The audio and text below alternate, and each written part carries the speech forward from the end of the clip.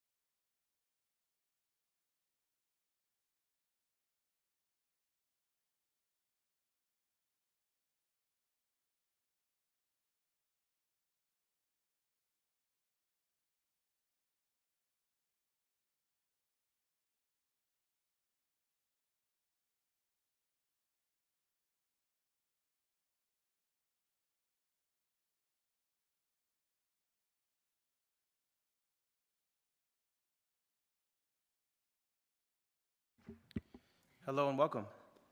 Good afternoon. I'd like to note for the record that today's meeting was originally scheduled for Wednesday, March 11th. Due to the absence of a quorum, the meeting was postponed to today. As a result, and to accommodate the pre-existing commitments of some of our members, the action items have been moved to the top of today's agenda. For that same reason, we will reconvene in closed session at the end of the meeting to complete our closed session items. Thank you. We will now reconvene to open session. Announcement. All open sessions of the Board of Trustees are recorded and streamed in real time at www.fuhst.net. Please stand for the flag salute.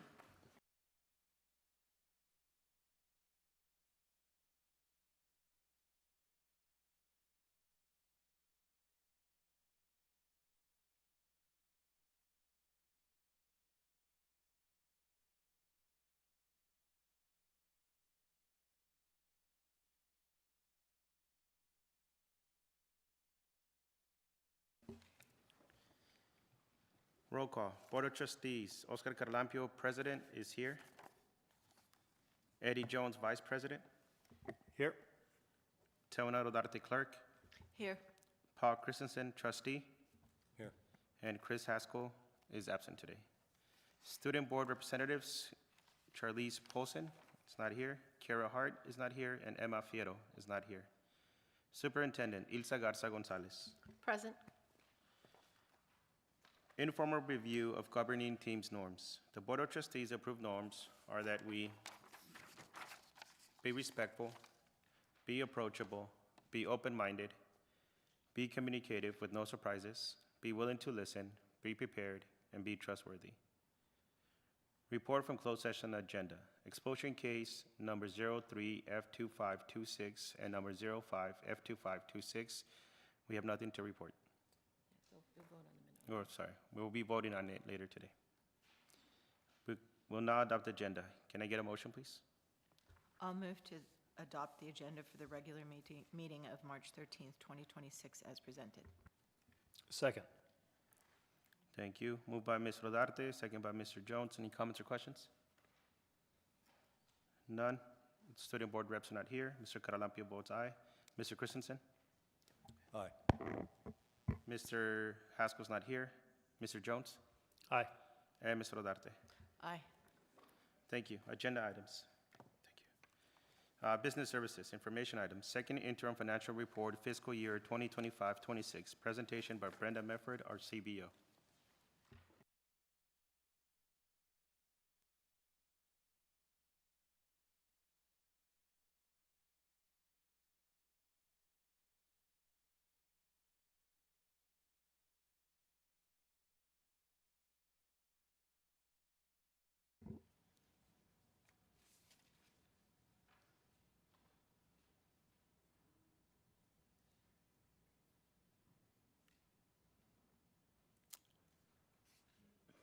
Okay.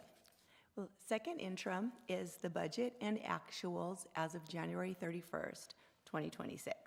And what I'm showing you here are the adjustments from first interim to second interim. And we're going to start with revenue.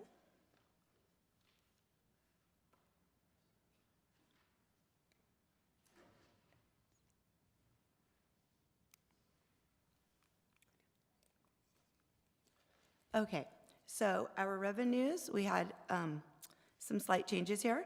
So in the LCFF sources, that's on the unrestricted side, it decreased by $9,767. That was some of our Education Protection Act. Federal revenue, it increased by $6,340. That was actually attributed to Title I and our special ed IDEA funds. On the state revenue, the difference is an increase of $163,012. That was an increase to some of our transportation money that we get from the state, an additional learning recovery emergency block grant. We received $151,000 from that, and our ag incentive grant increased slightly. That total makes the $163,000 increase. On the local revenue, it increased $66,588. That is a new grant that Dr. Luna applied and was able to obtain for us. It's the Children and Youth Behavioral Health Initiative grant.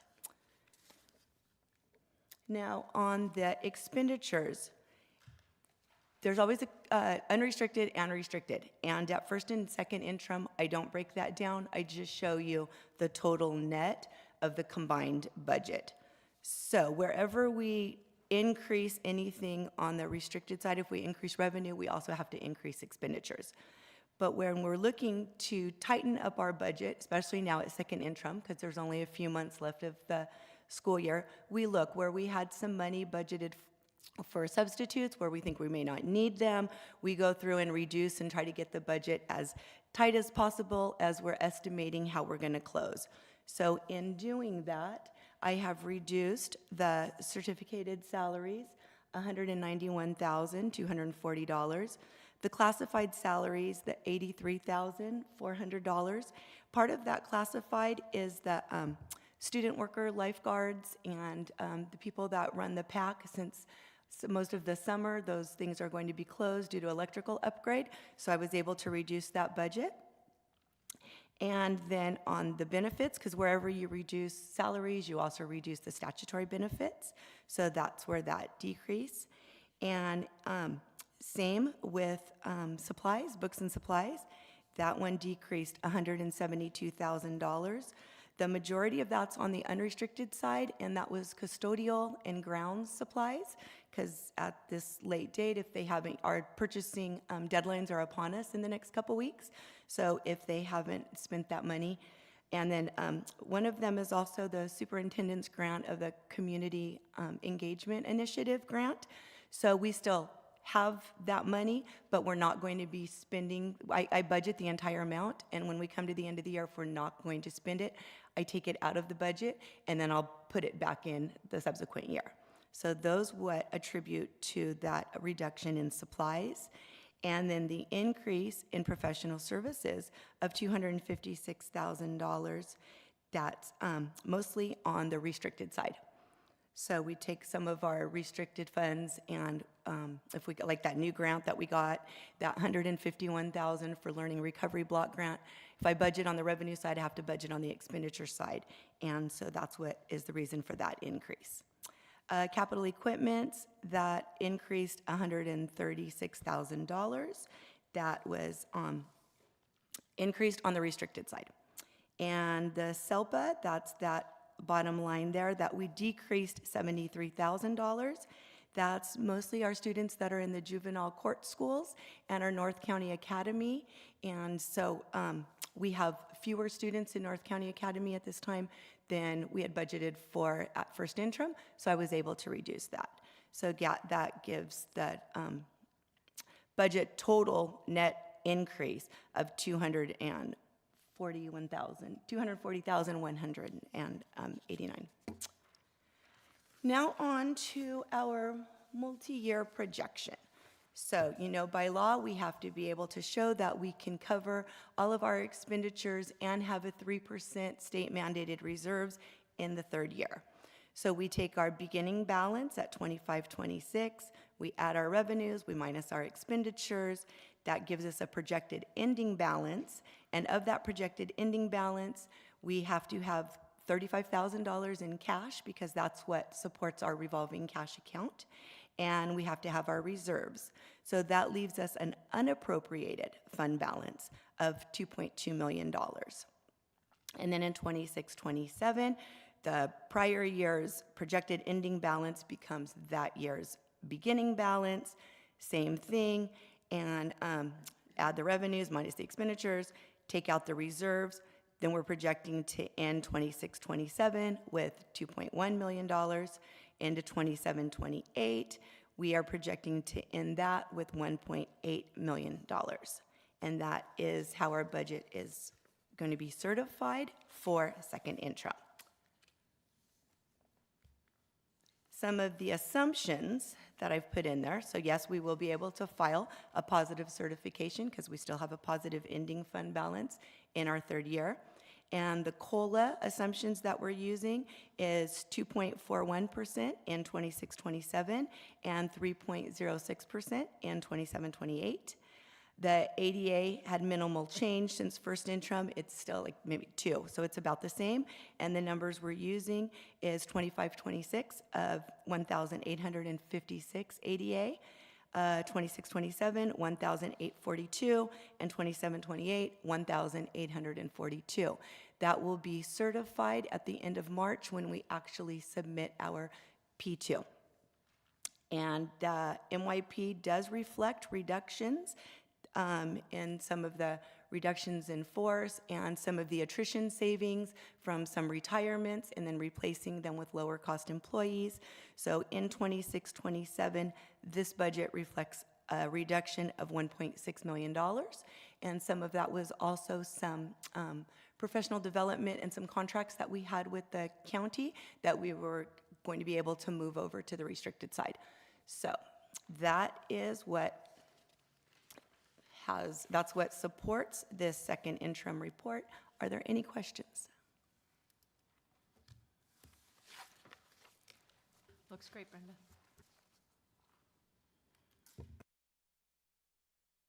I have a question, maybe, and maybe it's not something you have off the top of your head.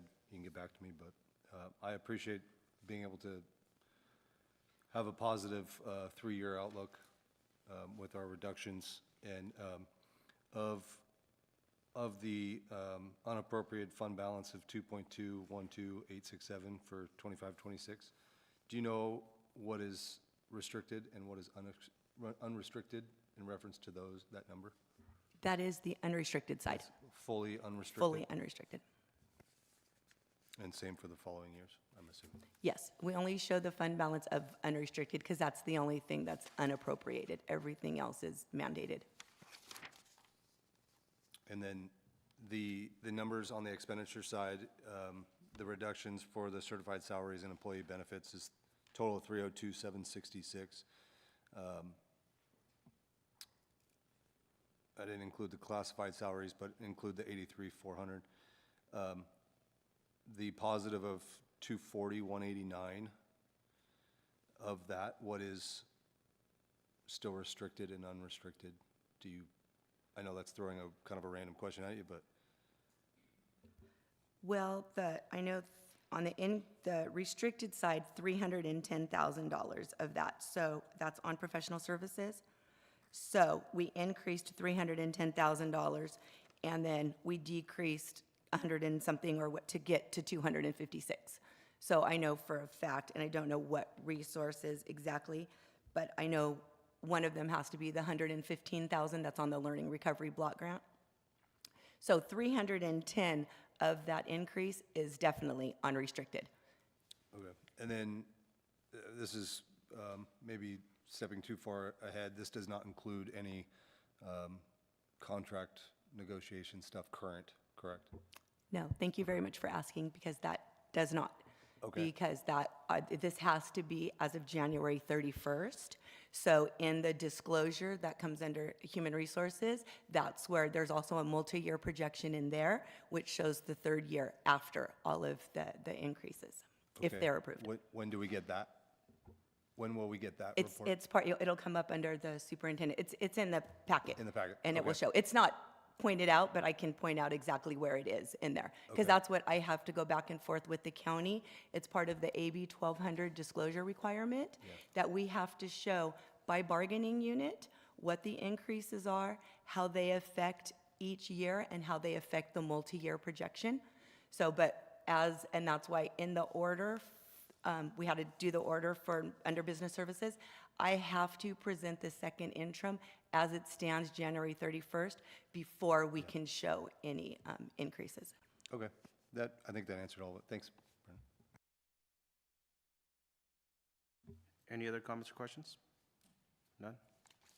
Okay, action item, second interim financial report fiscal year 2025-2026. Can I get a motion? I'll go to motion that the board approves the second interim financial report fiscal year 25-26 as presented. I'll second. Thank you. Moved by Mr. Jones, second by Ms. Rodarte. Comments or questions? Student board reps are not here. Mr. Carolampia votes aye. Mr. Christensen? Aye. Mr. Haskell is not here. Mr. Jones? Aye. And Ms. Rodarte? Aye. Next, Education Services. Action item, new course, freshman transition course. Can I get a motion? I'll move that the board approve the new course, freshman transition course, as presented. I'll second. Okay, moved by Mr. Rodarte, second by Mr. Jones. Any comments? Can you just give a quick reminder on this again for me? I know we discussed it before. Ms. Toon?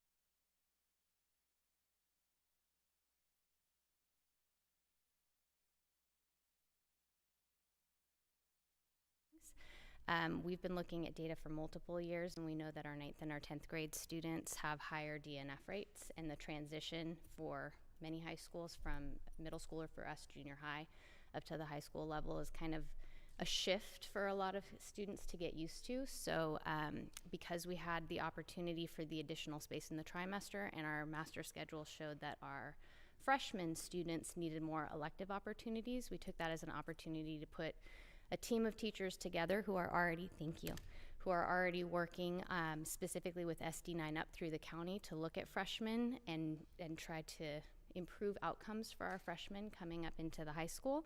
We did a survey out to parents, a survey out to students, and then pulled a team of teachers together to look at what are the most critical things that we think our freshman students need coming into high school that would help them to be successful. And then we developed the course based on all of that information and our historical data. Got it. Thanks so much. It's coming back to me now that you said it. Yeah, no problem. Just as a reminder, will this also be part of an A through G, the A through G list? Yes, it would be a G-approved course. And the materials for this course are, if it's approved, would be ready? Yes, you'll see actually in the course itself that the materials are a lot of the things that we already have here at the school. So having students understand all the agreements that they're signing when they come into school, what the school policies are, and then there's a lot of free resources online that teachers have curated to put into that course. Thank you. Our student board representatives are not here. Mr. Caralampio votes aye. Mr. Christensen? Aye. Mr. Haskell's not here. Mr. Jones? Aye. And Mr. Rodarte? Aye. Thank you. Next, action item, Transportation and Safety Plan 2026-2027. Can I get a motion? I'll motion for the action item, Transportation and Safety Plan 2026 to 2027. I'll second that. Thank Ms. Toon has a presentation to go along with this item. Very brief, Thank I you. promise. So our 26-27 transportation plan is something that we actually, that we approve annually. I'm trying to get the clicker to work. There we go. This has been put into place based on Assembly Bill 181. We receive home to school transportation reimbursement through our LCFF, and as a condition of receiving that funding, we have to have a transportation plan. And there are some things that are requirements in that transportation plan that are outlined there on the slide. Description of the services offered, how are we going to meet the needs of our socioeconomically disadvantaged, our McKinney-Vento students, and any partnerships that we might have to support with transportation. So especially schools that have a lot more robust transportation available in their communities, they can partner with them. For example, Escondido does a lot of that, and they have much fewer buses. Oops, there we go. We start by taking all of our students' addresses and we plug them into Google Maps so we can get kind of an idea. We work with First Student and Justin Quinn to make sure that we're establishing our bus routes correctly. We are meeting the needs of our student populations. That's an overall reference map. If you were to zoom in, you'd see that the highest concentration is downtown for us, but we do have some outliers in a variety of different areas. This is just the overall. Duluths and rainbows encompassed in that map on the left, and are socioeconomically disadvantaged. We are in the 70% range of socioeconomically disadvantaged, so a majority of our ridership are those students. And there's just some highlights from the plan. We offer 7 routes for our students. Students with disabilities have their transportation identified through their IEP plan if they need something outside of the general services and transportation routes that we provide. McKinney-Vento students would utilize this. Sometimes we provide bus passes if we're busing them to or from schools that are further away from us, because there's some parameters around our McKinney-Vento students. If they were at another school and they want to come to us, we are required to work with those other schools to figure out how we're going to get them from where they are up to us. And then you'll see on the left that 24-25 cost of busing was approximately $1.8 million. Our estimated revenue for 26-27 is $531,021. And then we are estimating for 26-27 with inflation, increased fuel costs, approximately $1.9 million costs for our transportation. This is just a comparison. This is our bus pass application. This year, our bus pass application for the entire year for students who pay is $200. Our socioeconomically disadvantaged students ride for free. That is a parameter of our plan, that we have to be providing opportunities for our socioeconomically disadvantaged students to get to campus for free. On the right are some comparative rates of schools nearby us and what they charge for busing. We are looking at, for 26-27, increasing those busing costs to $167 each trimester. So we are looking to increase. We're still at a very low range if we compare to schools in our area. This is just a breakdown of our ridership in 25-26. So unduplicated riders are our socioeconomically disadvantaged, our foster youth, our McKinney-Vento. There's 723 students of the total 907 that fall into that category. There's 0 revenue generated from those students. They ride the bus for free. Our riders who pay for the bus, there's 184 students, and this year with that $200 charge, that estimated revenue that's generated by those students, assuming they pay their fees, is $36,800. And those are just kind of the key points. There's a lot more in there, but key points of the plan. I do have one quick question. Mm-hmm.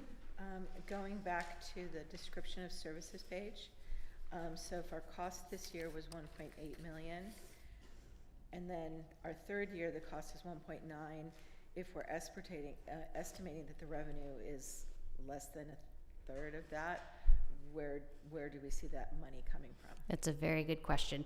Currently, as Brenda pointed out in her report just now, our LCFF, we have our unrestricted and we have supplemental concentration within that. So the supplemental concentration has to be targeted to our unduplicated pupils. So the cost of our busing comes out of our supplemental concentration dollars.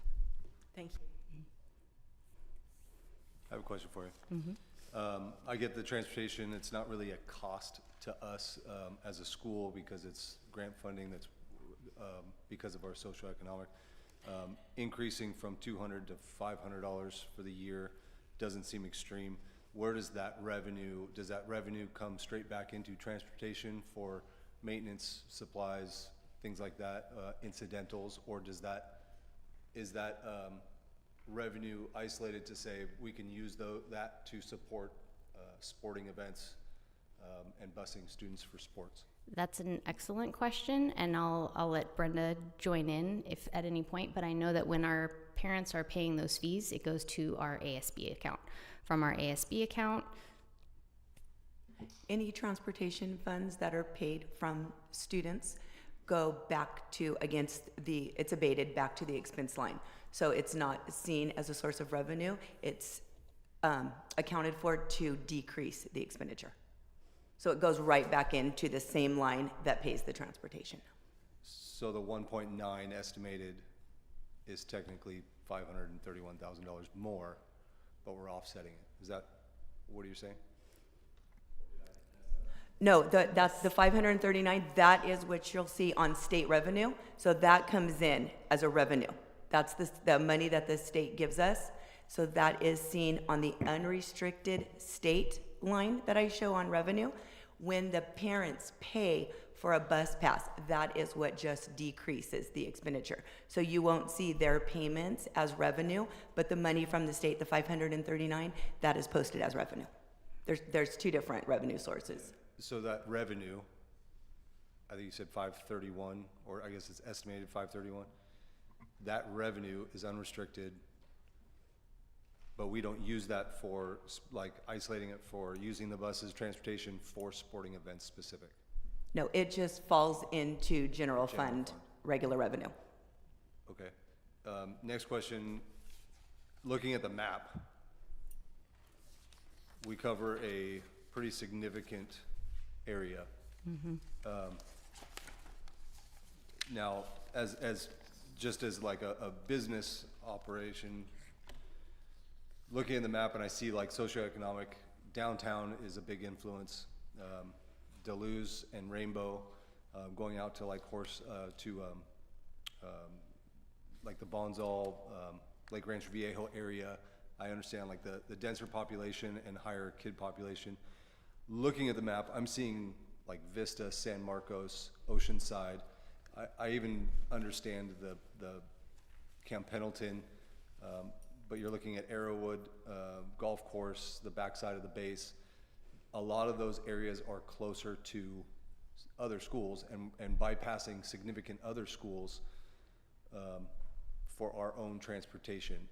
Is that, I understand it's purposeful, like the child probably wants to come here, or they were here and they moved, not willing to go to another school. I'm sure that there's a lot of different factors, but isolating and bringing in some of those parameters, wouldn't that decrease our costs significantly to not be driving? And this is just looking at a map with a dot. There may be one child that we're picking up in San Marcos. There may be one child in Vista and one in Oceanside and 10 at the back gate of Camp Pendleton. Is there ever an isolation to say we can't afford to drive a 2 miles per gallon bus to San Marcos, Vista, Oceanside to pick up 3 kids, or however many kids? Does that ever get acknowledged and say, we need to bring back our parameters and say, bring it in for the greater number and say, you know, we're gonna spend thousands of dollars to transport these 5 to 10 kids who are bypassing quite a few list of schools? No, that's an excellent question. You hit on it a little bit with an answer.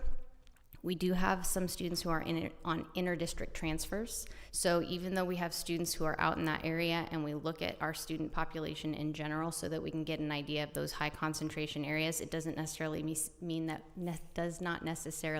we bus out to San Marcos. Now, if they're a McKinney-Vento student, we do look at that and whether we need to arrange transportation. And in a lot of those cases, we actually use public transportation to get those students to us rather than using our own buses for one particular student, because as you said, it would not be particularly cost effective. We use those maps, and then Justin, along with the site administration, when we get parent feedback as well, we convey that to Justin, and Justin is really great about looking at the routes and determining if stops need to be adjusted or if they need to account for a student who might be further out. It tends to be that we don't always have a lot of students, even though they're on Pendleton, they don't tend to always need the transportation. So we pay attention to those pieces as we adjust the bus routes. And so the dots don't necessarily identify a bus route that we're driving Correct. a bus to. Do we incorporate, I think we think of transportation as a school bus, various size school buses, but do we ever incorporate a van to go to Camp Pendleton, pick up 8 students instead of a bus? Is that, I'm assuming, part of his plan or identifying the need, right? I know we have smaller buses. I'm not sure about the vans, but sometimes we'll use those smaller buses, especially for our students with IEPs. They might need different services in that way. When it comes to our McKinney-Vento students, I believe the ones I'm aware of, we've always used, most recently, public transportation. A van can be used. To my knowledge, and if anyone wants to correct me, I'm not aware of a van being used. And Dr. Luna might know, she works with our McKinney-Vento population. So First Student provides our student transportation. They have the regular buses that you see. They have smaller buses. They don't really have vans. The vans that we have belong to Fallbrook, and we don't have bus drivers because we contract those services out. to first student. And then going back to your question and what Emily stated, yes, we review those. Sometimes we review them mid-year, and we get a lot of upset parents calling, you canceled my bus stop, or now my bus stop is farther away, but we do that as a cost-saving measure. Eliminating buses, what you have to weigh against that is if a student isn't receiving transportation to a school, they will request transportation to a school that's closer to them, which still results in a loss of revenue for us.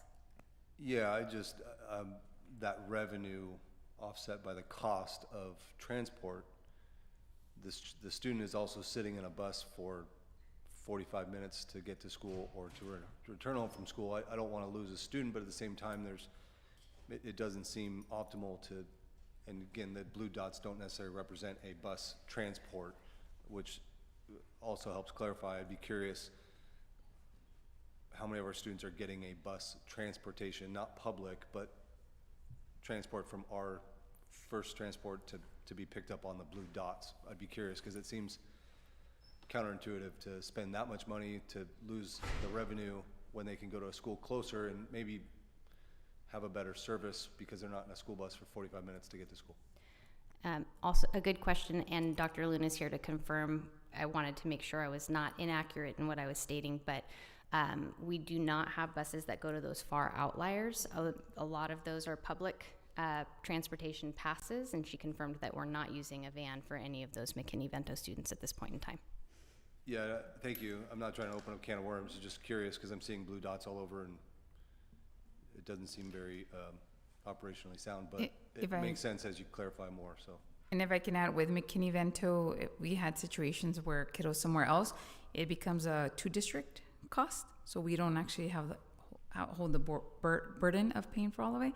Plus, the county comes in to supplement it, so it doesn't impact the rest of our funding. And thankfully, right now we're at zero, and Pronto cards have helped out many of our students for the public transportation. So, thank you. Sorry to jump on you. So to follow up, if they're outside of Fallbrook Union High School District area and they choose voluntarily to go someplace else, could we not increase them to being paying? Do they pay for it, or do we still cover that? So if they are outside of Fallbrook Union High School District boundary area, we do not provide transportation. Okay. They have to request a transfer from their district to be able to come to us. We would then have to accept it, and then they're on a contract regarding attendance, grades, et cetera, but we do not have to provide transportation. The only time we provide transportation to a student that lives outside of our district is if they are McKinney-Vento, and again, because there aren't that many services in Fallbrook, sometimes they do end up in Escondido, for example. That would actually be 3 districts, I believe, maybe even 4. So Escondido would bus them, or Temecula, they end up there. Temecula would bus them to our boundary, and a bus would pick them up at our boundary and bring them here. But the only students that by law we would have to transport if they are outside of our boundary area are McKinney-Vento foster students. The foster parent is responsible for that since they get reimbursed for that service. Okay. Thank you for confirming. And in case it's helpful to you, in Appendix A, there's actually a list of the transportation routes. I didn't have them on the presentation, but in case you want to see where the routes are going, and they are concentrated to Fallbrook, some out to Duluth, but they are concentrated in Fallbrook. So bus prices are going up, which is a change to the transportation plan. Will there be any other changes in terms of after-school activities, field trips, school events, as in are the prices going up too for the booster, the parent booster clubs to rent buses for sports, or is the cost just going up in terms of annual passes? Trying to think of how to answer that question. So our bus passes are going up. Our inflation costs of the buses and the use will go up. In regards to the boosters obtaining those buses, I am not familiar with the fee schedule for that and what that might be. So I could not answer that particular question for you. I'm not aware of us charging for the boosters. So as our fees go up with first student, the boosters also contract with first student. Again, it's not a service of the district. They are not district, and bus drivers are not district employees. So yes, as gas goes up, those costs will go up. As it goes down, it goes down. It's separate from what we are talking about as far as the student passes.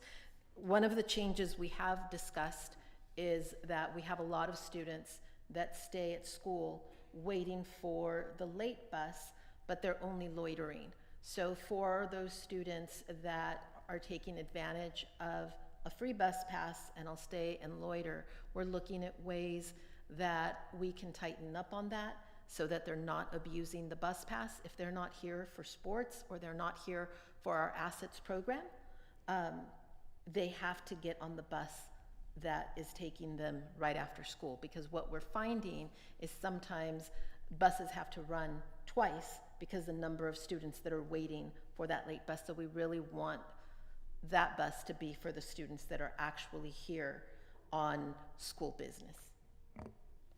Yeah, that makes sense. Appreciate that. With our increase of transportation cost of $501, I'm assuming it's a board vote, maybe, or a further discussion. If we're making estimated transportation revenue of $531, I'm assuming that's with the increase?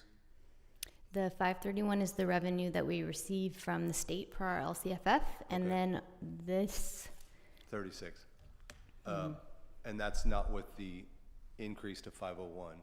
correct. Is there a way to, with the increase, and I understand the first transport, their costs go up, they charge more to the boosters, that always just trickles down to the parents or the coaching staff for the cost of what they're supplying for their team, because I guarantee you there's not a coach that doesn't put some ounce of money of their own into the sport to support the kids, on top of boosters, on top of parents. And can that revenue, when we increase to 501 per year, can we isolate some of that revenue? I know it goes back in the general fund, but to say, like, we have a 3% state required savings, can we make a 10% of that revenue offset requirement to be saved for supporting boosters, supporting the sports that are using bus and transportation through the year? I don't know how you isolate that per sport, who gets what, but that's Brenda's job to figure that, but not to put more on you, but it's going to increase the cost, not just for the bus riders, but it's going to increase for all the sporting events, transportation. We're going to have a little bit more revenue generated. Can we put that aside to say we're going to support boosters, support the sporting CIF events, those things of the nature that are going to cost parents, students?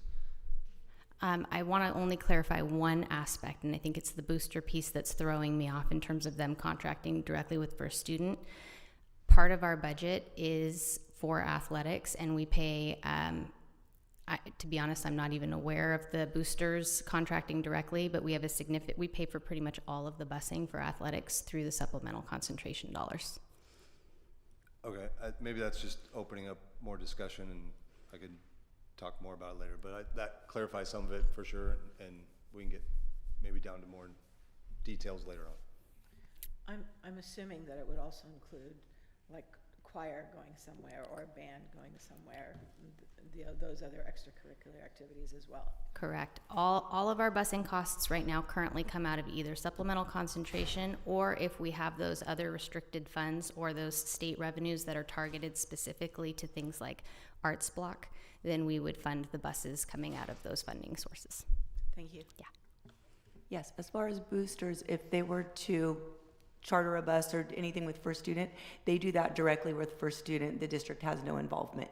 We pay for our regular sports transportation, our field trips, and our home to school. And this $530,000 that comes from the state is for home to school. That's the name of the revenue. It's to offset the district's home to school transportation costs.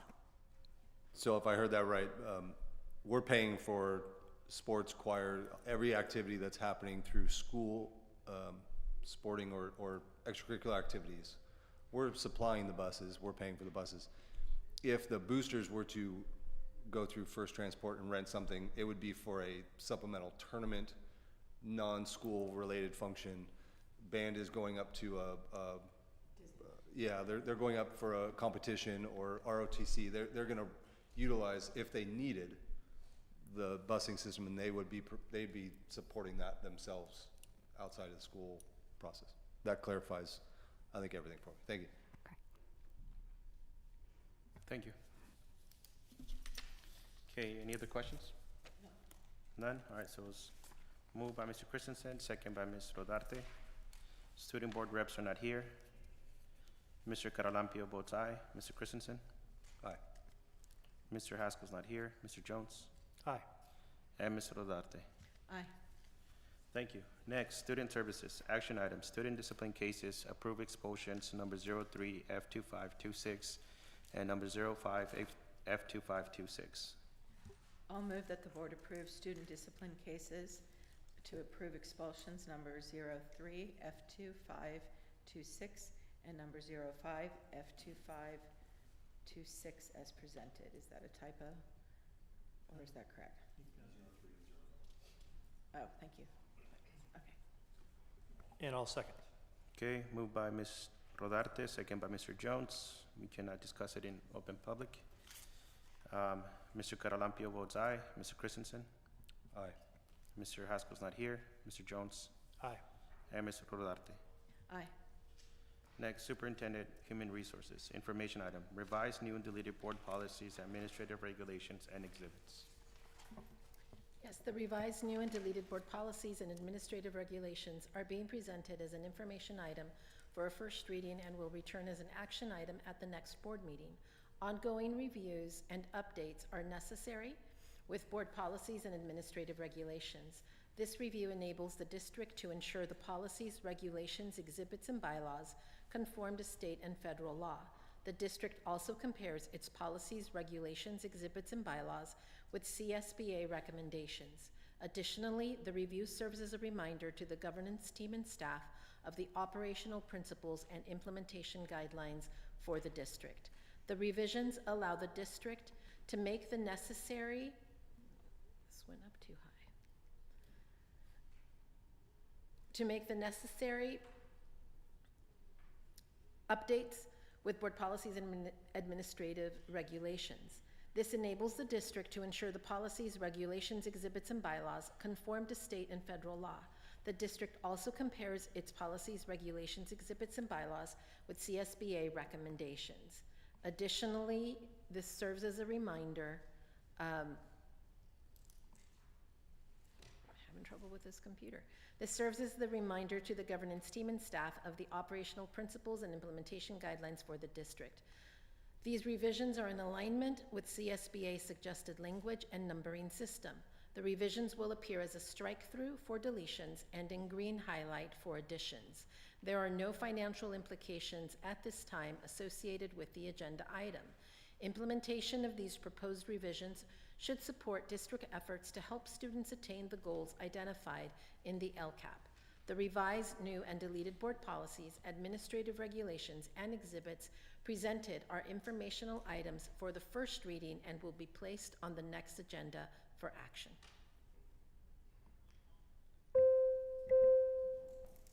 Thank you. Next, action item, revised, new, and deleted board policies and administrative regulation and exhibits. Can I get a motion? I'll motion for the action item, revised, new, and deleted board policies, administrative regulations, and exhibits. I'll second that. Thank you. Moved by Mr. Christensen, second by Ms. Rodarte. Comments or questions? None. Student board reps are not here. Mr. Caralampio votes aye. Mr. Christensen? No lights coming on, but aye. Mr. Haskell's not here. Mr. Jones? Aye. And Ms. Rodarte. Aye. Thank you. Next, action item, revised job description, Secretary 2. I'll move for the action item, revised job description, Secretary 2. I'll second. Thank you. Comments or questions? None. Student board reps are not here. Mr. Caralampio votes aye. Mr. Christensen? Aye. Mr. Haskell's not here. Mr. Jones? Aye. And Ms. Rodarte. Aye. Next, action item, agreement regarding compensation and benefits between Fallbrook High School Teachers Association, FHSTA, and the Fallbrook Union High School District. I'll move that the board approve the agreement between the Fallbrook High School Teacher Association and the Fallbrook Union High School District on compensation and benefits as presented. Second. Thank you, Ms. Rodarte, second by Mr. Jones. Comments or questions? Student board reps are not here. Mr. Caralampio votes aye. Mr. Christensen? I did want to address Mr. Trustee Christensen's question from earlier, correct? So the general fund MYP, the unassigned unappropriated amount in the third year with the salaries that are being proposed goes down to $118,321. And again, that's in the third year, 27-28. Thank you. Thank you. Mr. Caralampio votes aye. Mr. Christensen? Aye.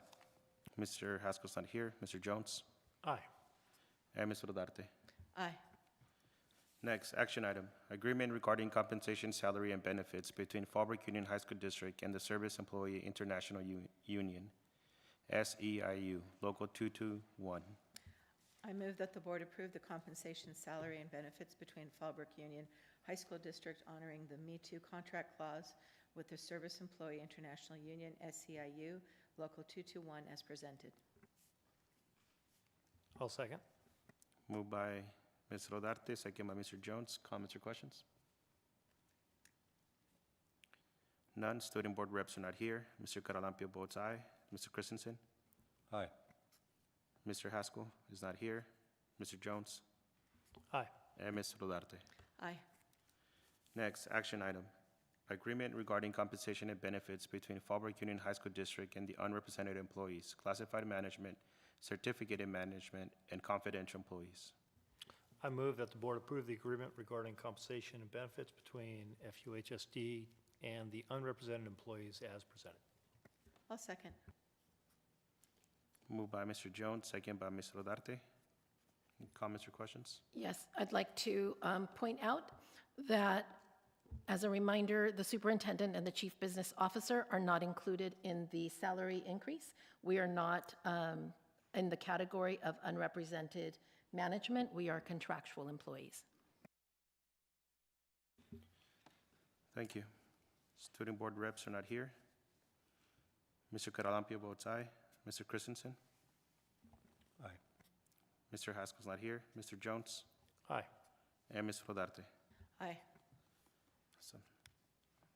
Now we'll move on to recognition. Fallbrook's Finest, March 2026. Yes, if the board could step in front of the dais. And at this time, I'd like to excuse our CBO, Brenda Medford. I know that she has other commitments.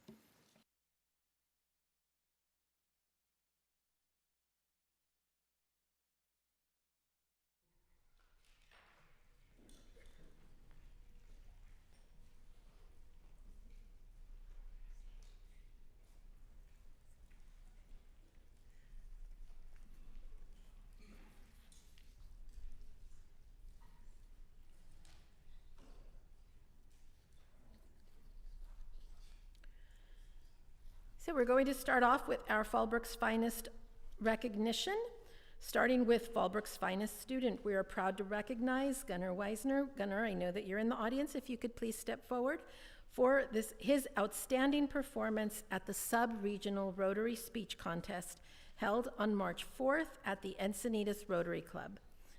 Go up there. Gunnar previously placed first in the local Fallbrook Rotary four-way speech contest, competing against 4 other students. Gunnar delivered an exceptional speech grounded in Rotary International's four-way test. Is it the truth? Is it fair to all concerned? Will it build goodwill and better friendships? And will it be beneficial to all concerned? He earned second place and will advance to the regional competition. We are awaiting details on the regional contest location and date, and will share them as soon as they are shared with us for anyone that would like to attend and cheer him on. This is a remarkable achievement and one that Fallbrook Rotary hasn't seen in quite some time, making Gunner's advancement even more special. Congratulations, and thank you for representing the Fallbrook community. And if his parents could step forward at this time as well, we would appreciate it. Thank you.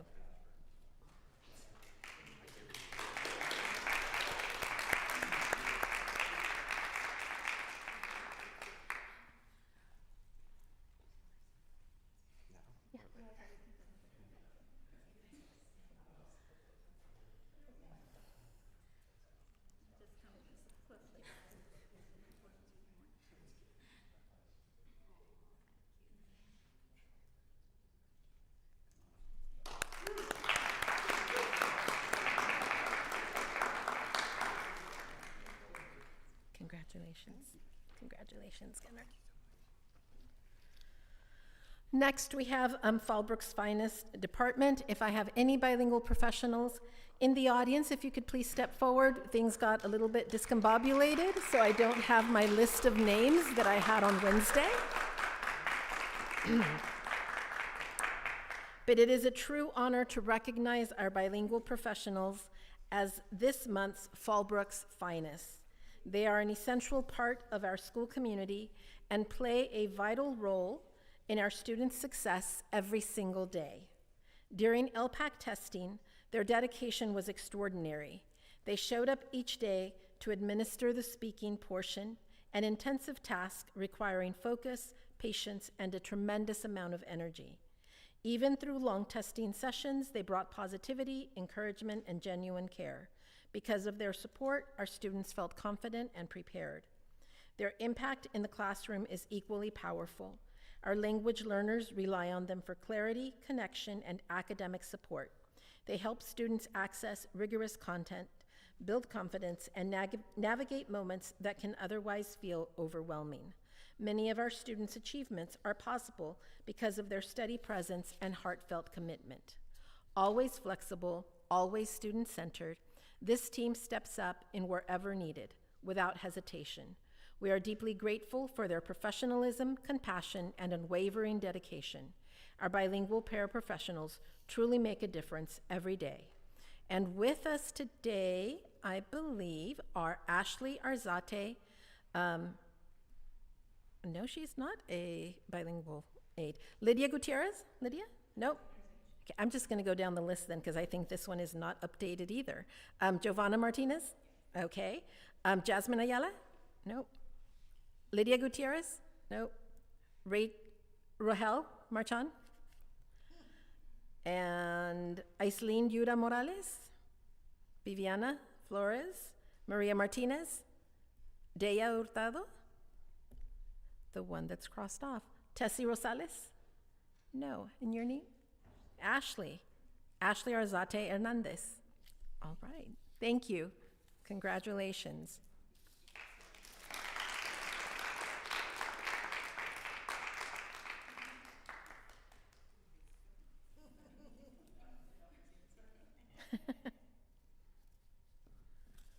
Thank you very much for all that you do. Gracias.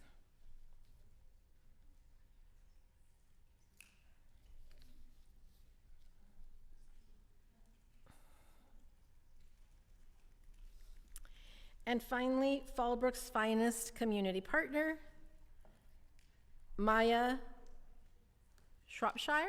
Is Maya here? It is a true honor to recognize a woman who doesn't just teach art, she paints a brighter future for her students. Please join us in celebrating Maya Shropshire, our Art Empowers instructor at Ivy High School, as one of Fallbrook's finest. For the past 3 years, Maya has been far more than a community partner. She has been a mentor, a guide, and a source of inspiration. Each week, she brings therapeutic, empowering art projects to campus, work that does far more than fill a canvas. Her lessons focus on female empowerment, helping our young women discover that their voices matter and that their creativity is a powerful force. More than an instructor, Miss Maya is a true mentor. She builds personal connections with every young leader she meets. Her joyful, energetic presence is felt the moment she steps onto campus, and her passion for art and for students is evident in all she does. She refuses to accept mediocrity and instead challenges students to recognize the beauty and potential within themselves. She has a remarkable gift for seeing each student's unique strengths. She has transformed the multipurpose room into a sanctuary of positivity, connection, and creativity. Students don't just attend her class, they thrive in it. Her influence is visible throughout Ivy High School. The vibrant artwork displayed in our front office and multipurpose room stands as a daily reminder of her impact, transforming our campus into a celebration of student spirit and expression. We are deeply grateful to have Maya as a partner, teacher, and mentor. Maya, thank you for sharing your heart, your artistry, and your unwavering dedication with Ivy High School. You have empowered our students to see the beauty within themselves, and thank you so much for being here today. I know it was a last-minute cancellation on Wednesday. I apologize for that, but once again, thank you for coming out. And I have seen the artwork every time I go to Ivy, and I'm always impressed with the work that our students do.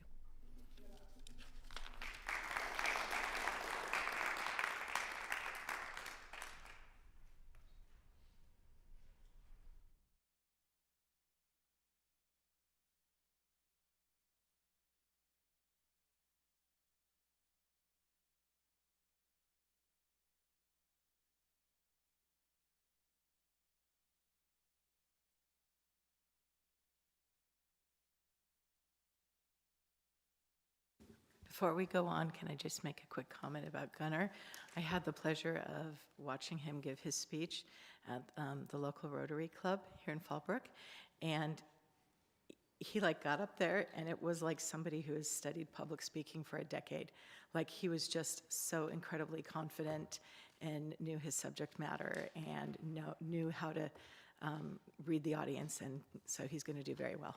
Congratulations, and thank you to all of our winners today. Yes, thank you. Next, we have presentations. Report from SEIU, Mara Bauer.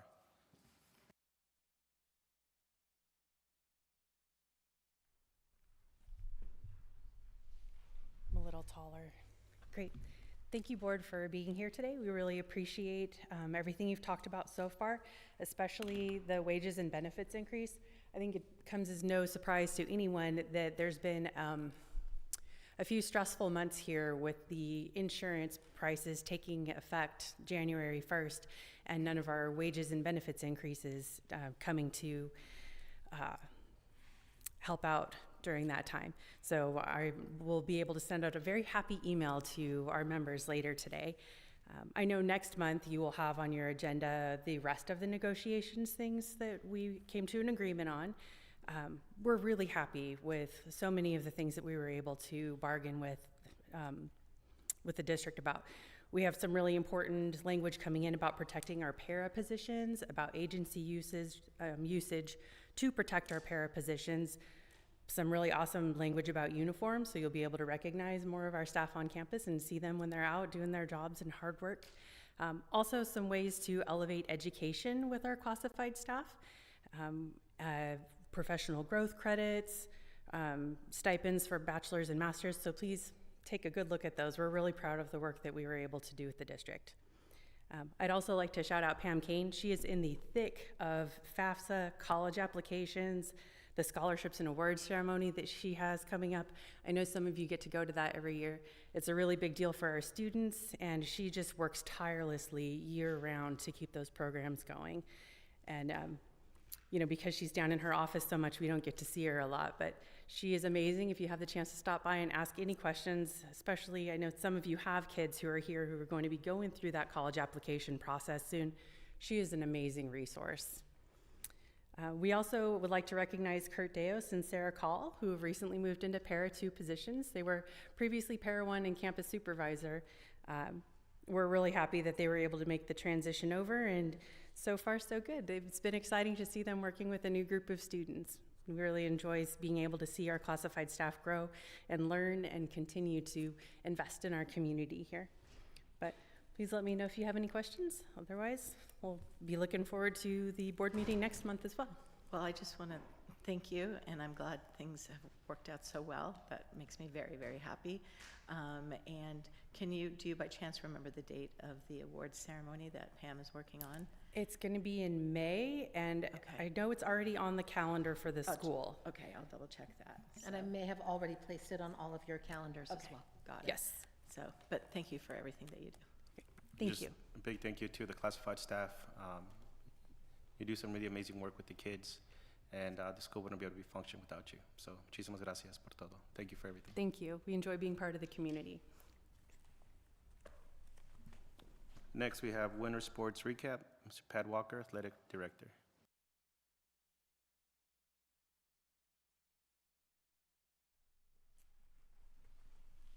Thank you to our superintendent and the board. I get to celebrate winter athletics, and then this guy, my trainer.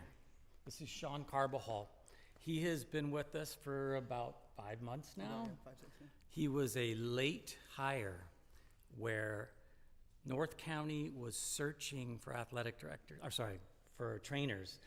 And I was like, we're going to be in trouble if we don't find a trainer soon.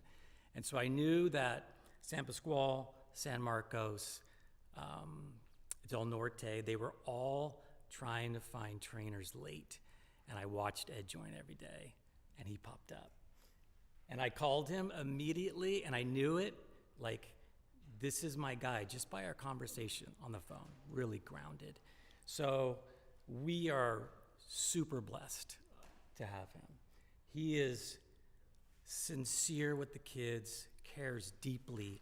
I've been involved in numerous interesting situations, and he really does have that just patience and just grounded part of his personality, which I love. If he was a doctor, I might, and have a practice in Fallbrook, I might go to him, just bail on Winton. But he's awesome, so we're lucky to have him, and I wanted you guys just to see our new trainer and meet him. Welcome to the team, man. I heard great things about you from the Thank you. kids. Appreciate it. He's Yeah. awesome. Thank you. And he has work to do, so we have sports going on. Thank Nice you, meeting man. all. Okay, winter athletics were pretty amazing. One of the most competitive, let's see if I can get this thing to work. There we go. One of the most competitive seasons, even though we didn't go deep into the playoffs, really competed. Started off with boys basketball, hired a brand new coach. Coach Sumter did a great job. He's a Fallbrook guy. He played basketball here. And they finished 13-14 and third in league. They had one first-team all-league selection, Elliot Watkins, and one second-team selection, and that was Pete Pizzo.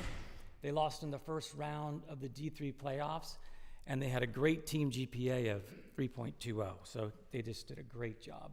And they're young, so they'll be back next year and hopefully try to win a league championship. Oops, there we go. Girls basketball, they were 16-13 and finished second in league. It was brutal, and I mean brutal games against Escondido, who won league championship. They were really good, and we just came this close both games. But they had one first-team all-league selection, Grace Nordine.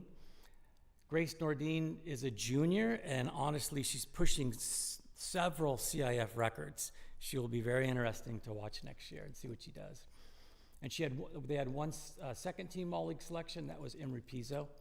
They lost in the first round of the D1 CIF playoffs, and they had a team GPA of 3.23. Girls water polo had a fantastic year. They were 12-11, 3-1 in league, finished second place. They were basically the fourth seed, and they lost in the semifinals to Classical, and almost got to the finals. Just had a fantastic year. They had 3 first-team all-league selections: Tatum Callahan, Sophia Max, and Elsie Ritchie. They had a goalie of the year, Tatum Callahan, and I want to talk about goalie of the year because this is pretty neat. Ilse gave me her CIF advisory kids, and North County was looking at, we need more specialized awards for kids, like a catcher of the year, a goalie of the year in soccer. And so my kids voted, and we all, again, were part of moving in this direction to have more of these awards. So I thought that was really cool. And so Tatum had an incredible year. We had a second teamer, Emily West and Claire Lucia, and their team GPA was 3.60, which is incredible. Boys soccer, they had a league record of 4 wins, 3 losses, 3 ties. They were third place at the end of the season.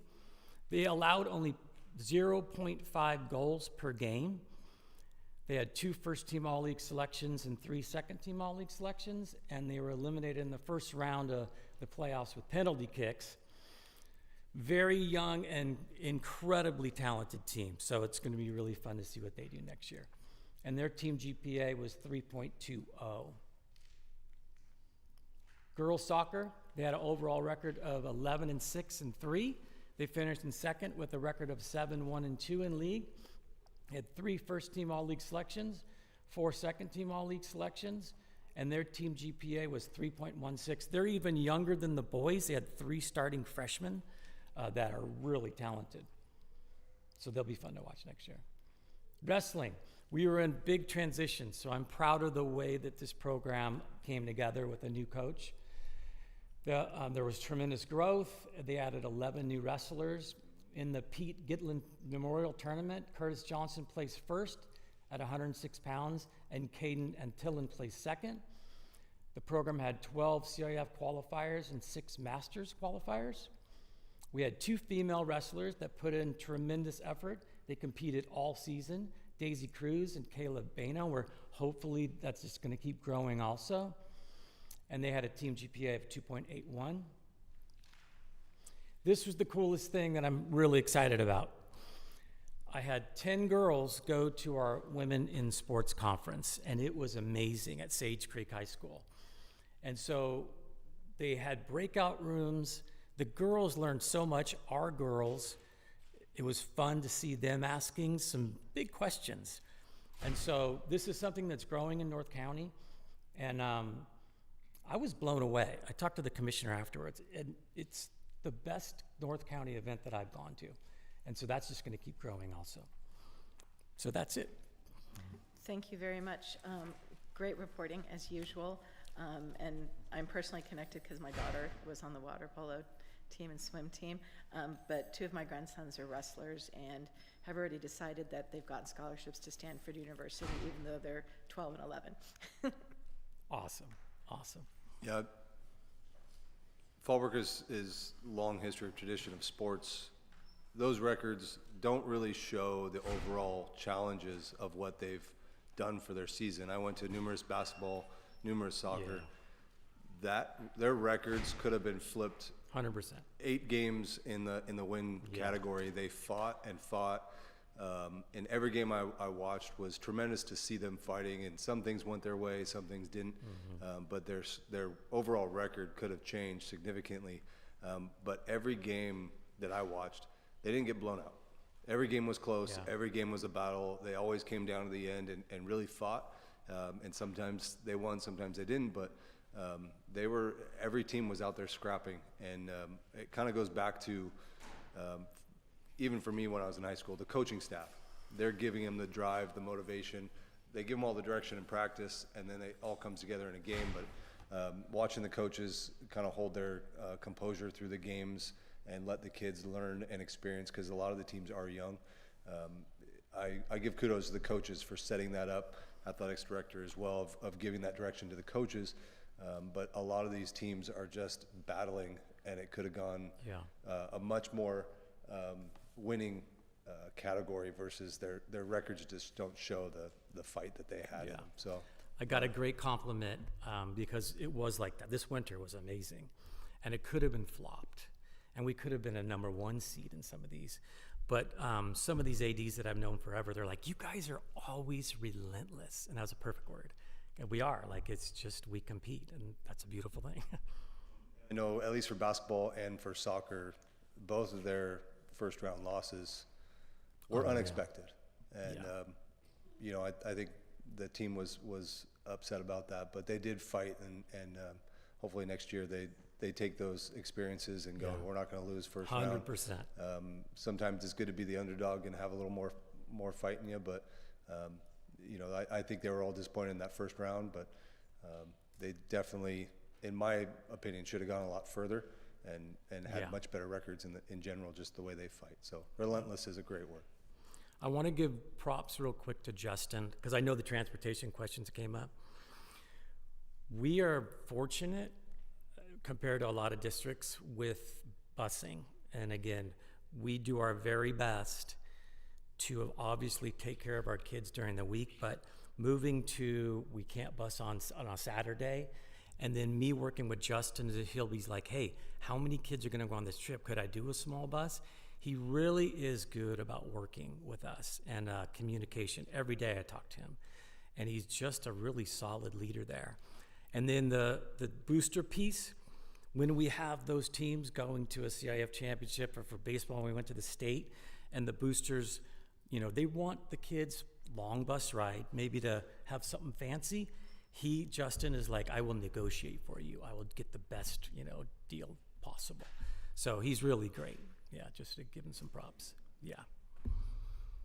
We good? Thank you. All right, thank you. All right, public comments. The Fallbrook Union High School District Board of Education encourages and invites the public to comment on agenda, non-agenda items. Individual speakers will be limited to 3 minutes per legislation 1292. The board will give twice the allotted time to a member of the public who utilizes translating technology assistance to address the board. Total public input on any one subject will be limited to 20 minutes and may be extended at the discretion of the board president. Comments on a non-agenda item will be heard at this time. Comments on an agenda item may be taken at this time or when the agenda item is discussed by the board. Speakers will be called in order by topic and when card is submitted. The district silence should not be mistaken for agreement with public comments.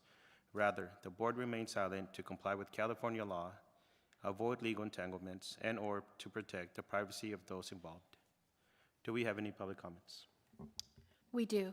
Our first speaker is Alana Milton regarding RIFs and the FHSTA contract.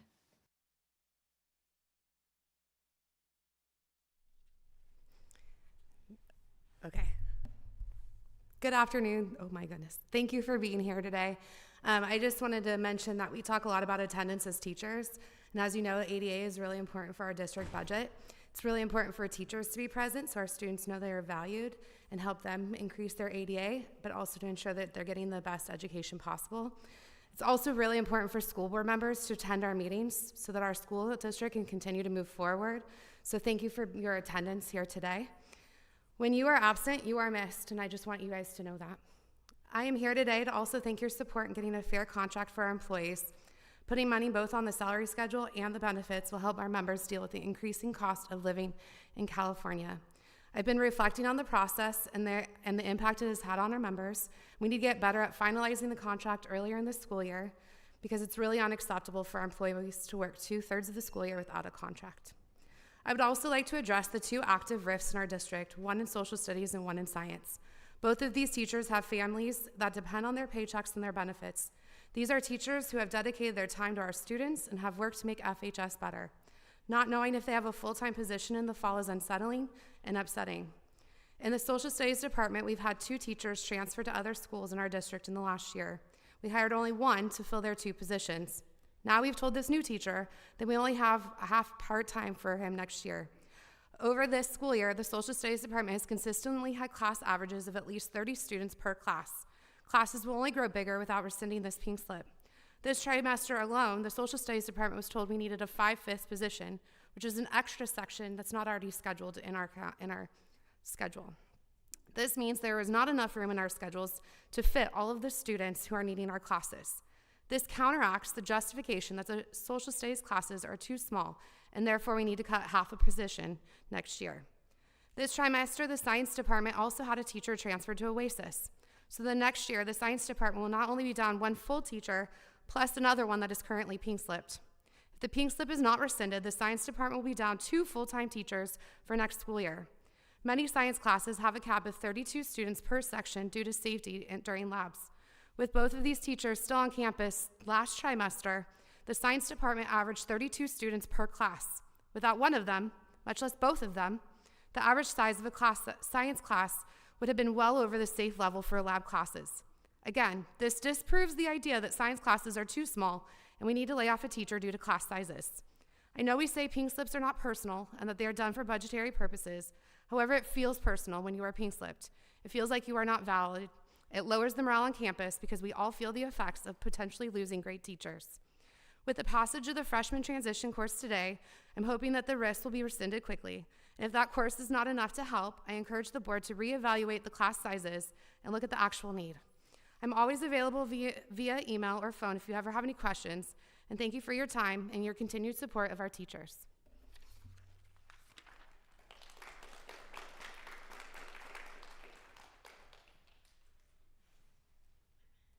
Our next speaker is Scott Weisner with Fallbrook's Finest.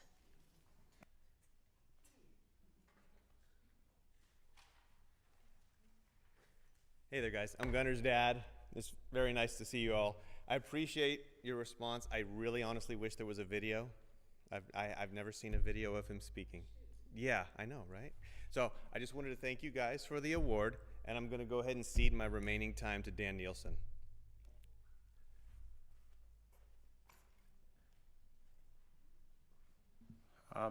We will accept that, but just two. So yours and then another one. So the remaining time of this and then your time. Okay, I was not aware of that. Yeah, actually, another one would over the 20 minutes, and you'd have to make another decision. But yes, our next speaker is Dan Nielsen, the trimester system. Okay, good afternoon. My name is Daniel Nielsen. I have been an English and ELD teacher at Fallbrook for over 20 years, and I was honored to be your District Teacher of the Year last year. I believe I am representing my title well here today. Please imagine 40 students, parents, and teachers sitting behind me right now, because that is how many people were here Wednesday evening after a postponed board meeting to hear us speak about concerns regarding trimester. I would like to begin by responding to several points from Ms. Garza-Gonzalez's presentation at the last board meeting. Before I do, however, it must be stated, the district needs more transparent data from the community. Surveys should be administered to parents and students in a way that maximizes participation, so we can better understand how the schedule is impacting learning, engagement, and satisfaction. Without broad input from those most affected, we are making decisions in the dark. This kind of data would complement the information already collected from staff and help guide a schedule that truly meets the needs of our students. In her presentation last month, Ms. Garza-Gonzalez started by saying that, quote, the staff would select the alternative schedule and that the district would respect the staff's decision. She continued with, quote, the staff landed on trimester and that there was a consensus. The reality is that trimester received 46% of the staff vote, while 54% of staff preferred some variation of block schedule. This is not consensus in the usual sense of the word. Our concern is not about relitigating the past. It is about ensuring the schedule reflects the staff's collective input and supports the best environment for learning. Moving the schedule forward on a plurality rather than a clear majority raises questions about whether it aligns with our teachers' strengths and needs.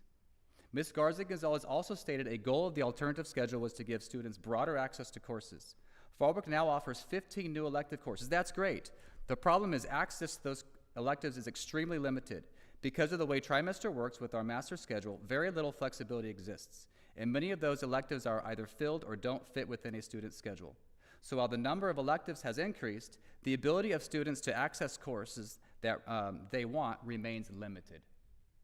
Specifically, access is limited for AP and IB students. Because AP and IB classes are year-long, the students can only take 5 AP or IB classes per year instead of the 6 that they could get in semester. Students are being denied access to the classes they want. Another outcome the district hoped to see was a focus on depth rather than breadth. However, our school went from 85 hours of instruction per class per semester to about 62 hours per class per trimester. Losing 23 hours of class time has not resulted in a greater depth of learning. The trimester schedule is not taking our school in the direction that the superintendent originally wanted us to go. Ms. Garza-Gonzalez also suggested that data shows increased student outcomes under trimester, specifically improvements in math and English proficiency. While benchmark proficiency may have increased in recent years, it is important to recognize that many other factors may have contributed to that improvement: recovery from COVID disruptions, years of WPT, learning walks, and teachers' growing experience with benchmarks.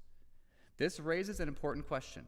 Are improved outcomes the result of the destination trimester or the journey we have taken as a school over the last several years? Ms. Garza Gonzalez acknowledged students' concerns about the faster pace of trimester, but attempted to soften that concern by noting that class periods are longer. Our classes are only 5 minutes longer than they were prior. Trimester schools in our region often have classes 71 minutes long, which is 10 minutes longer than ours. 5 additional minutes per period does not meaningfully offset the accelerated pace.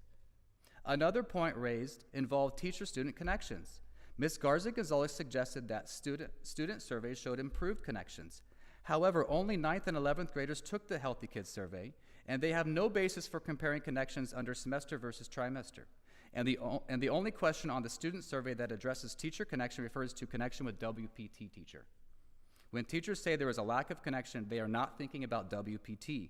We would like to see more data regarding how students feel in regards to connection with their academic teachers. Ms. Garza Gonzalez also stated that effective teaching is regardless of the schedule. That is certainly true. However, schedules can either support or limit a teacher's ability to be effective. Some teachers may thrive in a schedule that emphasizes fast pacing, high structure, tight alignment. Many teachers at Fallbrook are most effective in a system that allows for depth, skill development over time, and relationship building. It is not good practice for a district to adopt a schedule and then expect teachers to be formed into the image of that schedule. Good practice is shaping a schedule around the teacher's strengths. Trimester was initially supported because it promised that students who failed classes could immediately retake the class. This is not happening. Instead, many students are being placed in APEX courses where they can complete a full course in a week, or in some cases even a day. Under trimester, it is easy to schedule students into APEX classes.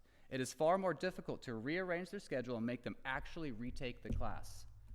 So while it appears our students' outcomes are improving, we have to ask, is placing students into APEX a practice that benefits students? Do our DF rates include APEX classes? Thus artificially inflating results? We need more data and transparency about APEX and the effect of trimester on remediation. When asked why DF rates have not improved, Ms. Garza Gonzalez suggested grading practices might be to blame. She referenced classes grading heavily on quizzes without retakes. To my knowledge, this is not a common grading practice at Fallbrook. She also noted that some students are simply disengaged from school. That raises an important question. How do we engage those students? Research and common sense point to the same answer. Students are more likely to attend school and remain engaged when they have meaningful, long-term connections with their teachers. The longer the student gets to spend with the teacher, the more they will value their relationship, trust their teacher, and want to perform for their teacher. The longer students get to spend with teachers, the more they will value their relationship. So if the question is how do we improve engagement and attendance, the schedule itself should be part of the conversation. Trimester is not the right schedule for a school that struggles with absent and disengaged students. That struggle is proof that they need year-long connection. Thank you.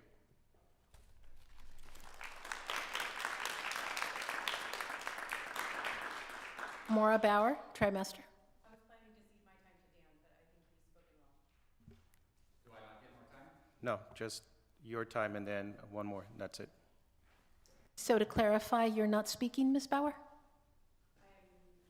unless I can cede my time to somebody else. Okay, so you personally are not going to speak. Scott Smith, trimester.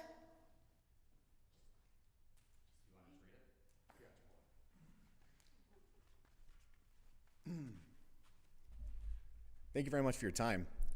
I'm here very much to simply voice more perspective for trimesters. I come at this very much from the APIB perspective, which Dan mentioned. That's my entire course load, and I get my kids all year. I do, however, have to share them with another teacher because our course is quite popular here.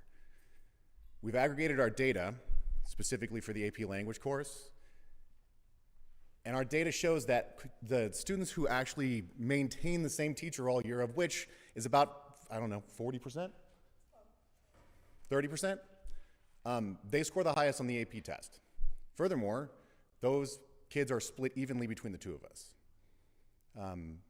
It's very, very clear that when they stay with me or Jess longer, they do better. I don't have a problem creating a good relationship, a trusting relationship with students over the 12-week course. I don't have that problem. I do have a problem resetting with 50 new kids in October.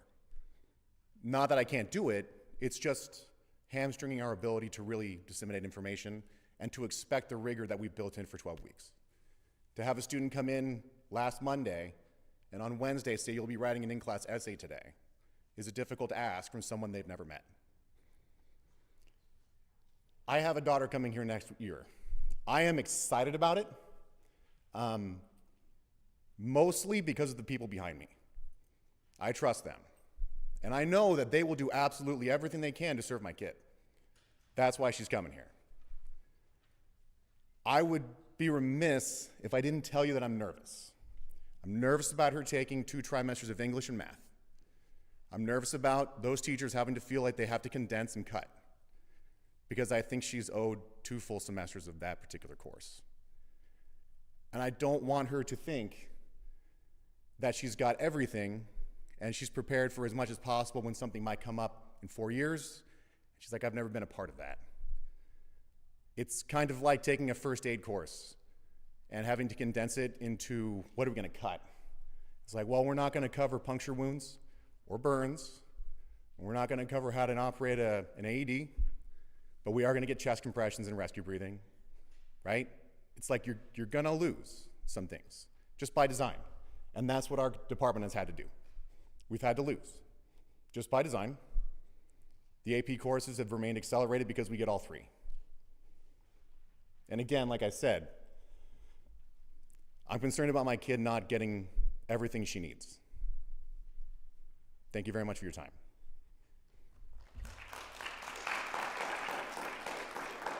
Thank you. Addie Shea?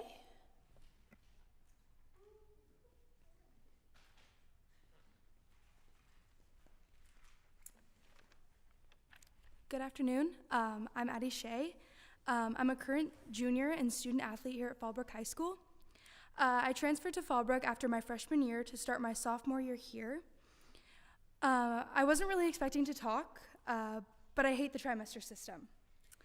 With the whole trimester system, one of the problems is since there's so much curriculum in such a small amount of time, it is really hard to even leave and go to the bathroom because I feel I have missed 2 weeks in even 5 minutes.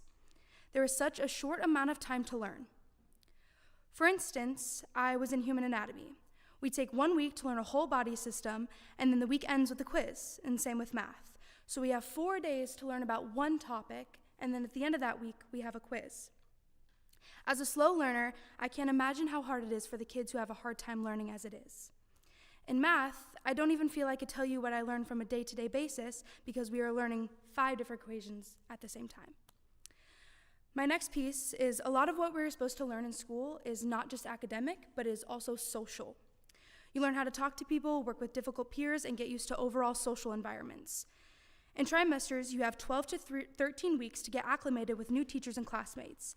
And in a matter of weeks, you end up moving to another class, new teacher, new classmates.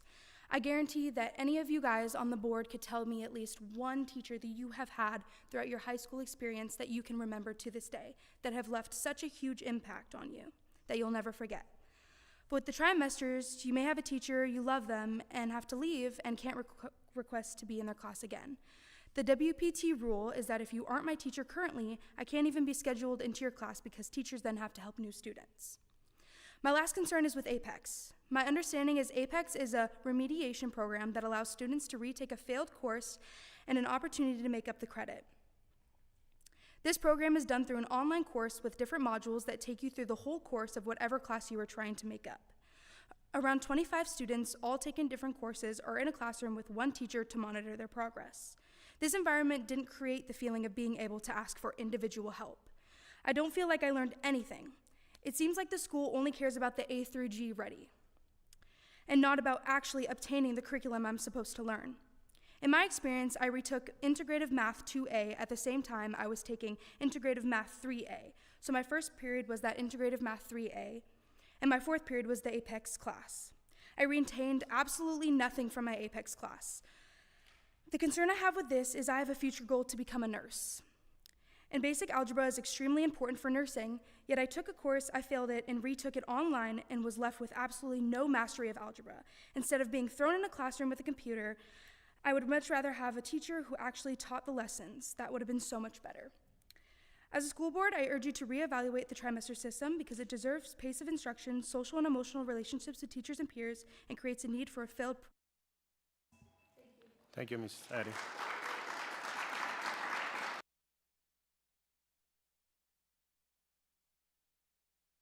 Alyssa Brooks, trimester.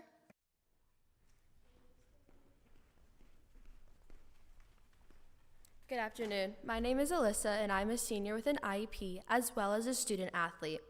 The trimester system went into effect my sophomore year, and now that I'm graduating, I have some things that I'd like to say about the trimester system. The way our schedules are made makes it hard to keep up with A and B classes when they're so spaced out. For instance, Class A is in the first trimester and Class B is in the third trimester. That usually causes the teachers to do recaps instead of learning new material because we have an over 12-week gap in between the courses, and they need to remind us of things that we've probably forgotten. Sometimes you even get different teachers for one subject, and that can be difficult adjusting to their methods, rules, and expectations. The short 12-week trimester also affects just how connected we feel with our teachers. We never really have enough time to bond with them. So some of us only really have successful connections with our teachers, and that's how they're successful in the classroom. When you have a relationship with them, we are way more comfortable with asking questions when we need help. In addition, we are being rushed to learn the material because of how short time we have. That's causing some teachers to eliminate things, and those things usually being fun projects and fun assignments. That then makes it harder for students to fully understand the material because the trimester just goes way too fast. In some of my classes, the pacing feels like go, go, go, test, and then go, go, test all over again. And I don't feel like I fully understand the material because of that. The trimester system also affects student athletes because your sport classes might not fit into your schedule, causing you to miss important class time when you have games, or missing out on your fifth period activities for those sports. And lastly, as a senior with a lot of space for electives, there's just not enough electives to take. I'm being thrown into electives I don't want to be in because of the lack of availability in spots in electives. Thank you for your time.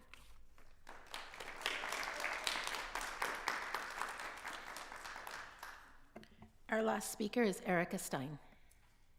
Hi, can I cede my time to Mary Jo on the trimester system? No, ma'am. Your name's on the document or on the form. Would you like to come up and speak?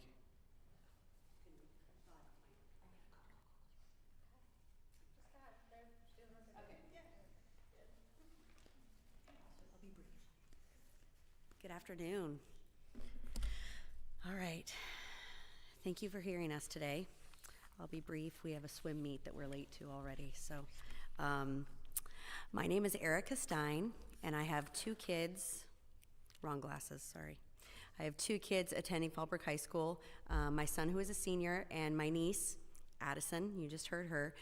She moved in with us from Portland in July of 2024, and she is a junior. I have had the privilege of serving on the PTSA board since my son's freshman year, and I am the current board president. I would like to address the survey that went out to parents on December 1st, 2025, pertaining to the trimester system and WPT. I was asked recently by another parent if I had ever received this survey. I did not recall ever seeing it, and it prompted me to go back and search through my emails. I tend to be somewhat of an email hoarder, which made this a daunting task. I then reached out to the PTSA board that included Mr. Martinez and Mrs. Jones. I received several responses from board members that they had not received it either. Mrs. Jones, who was always very responsive to my emails, got back to me right away with the date of the survey and how it was sent out. I was able to locate it quickly and still open and view the contents, even though the survey had been closed. This survey appeared in one newsletter back in December, on December 1st, and I had to scroll through several other topics to find it. There was no explanation whatsoever for it. It simply asked parents for their feedback about their students' experiences and if I would be willing to take the survey. There was no mention about the trimester system. Most parents would have no way of knowing what this was about unless they took the time to open it. This is very different from how other district surveys are shared. Those typically are included in multiple newsletters or posts with a clear explanation of what the survey is about before parents even click on it. I would like to share these screenshots with you showing the difference between these surveys. This one is the survey pertaining to the trimester system, without telling me it actually pertains to the trimester system. And this most recent one asks for feedback on the local control and accountability plan for 2026-27. This particular survey was sent out to me February 26th, March 2nd, March 3rd, and March 5th, with a clear outline of what this survey was about. When feedback about major change like this is collected in a way that is not clear or widely distributed, it raises real concerns about whether the district is hearing from the full parental community. I would like to think that if the district be transparent and communicated clearly so parents understand what they're Thank you, ma'am. asked to weigh in on. Thank you.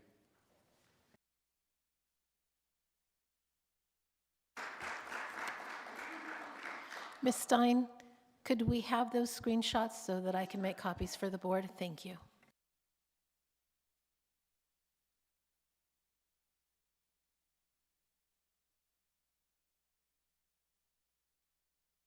Next, we move on to communications and reports. Report from student board representatives, but they are not here. Now we'll have report from board members. I'd like to report, because there were several comments about. I'd like to go first by saying that I must leave immediately. Thank you. I have other things to attend, not other things to attend, commitments, sorry. Thanks. Mr. Jones will be taking over the meeting.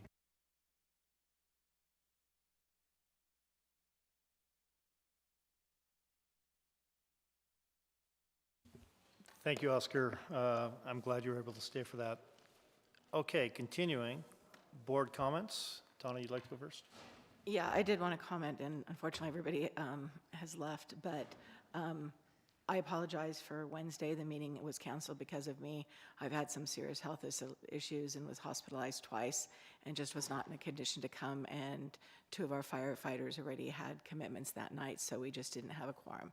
So that was unfortunately on me due to medical reasons, not because we didn't find any of these subjects important. We know they're important, and we thank everybody for their input. Thank you, Donna. Paul, any comments? No, other than just I appreciate all the speakers.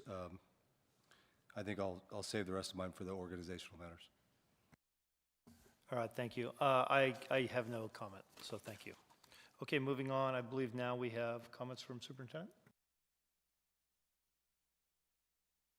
Yes, and I just want to clarify that there is no report from our principals because, again, they schedule their presentations around our adopted calendar for board meetings and did not have this one on the calendar and also had prior commitments.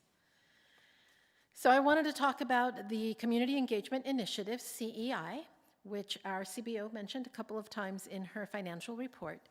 Over the past 2 days, the Community Engagement Initiative team from Ivy High School convened to reflect deeply on our district's CEI journey and to revisit our identified problem of practice.